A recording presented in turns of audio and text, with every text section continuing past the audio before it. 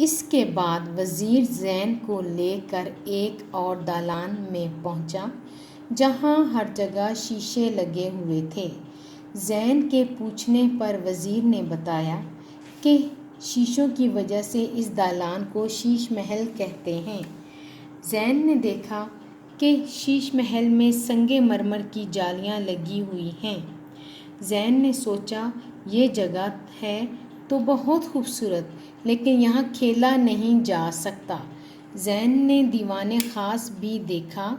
وزیر نے بتایا دیوان خاص ایک بڑا دالان ہے جہاں بادشاہ سلامت اہم لوگوں سے ملاقات کرتے ہیں۔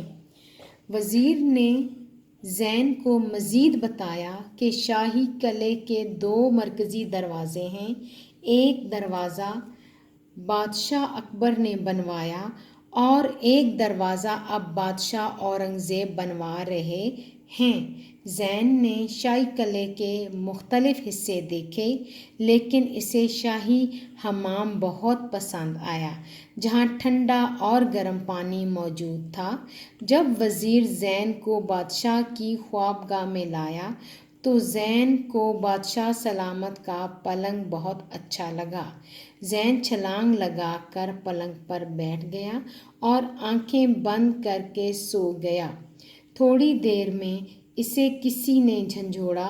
زین نے جب آنکھ کھولی تو اس نے دیکھا کہ وزیر کی جگہ امی جان اسے جھنجھوڑ رہی ہیں۔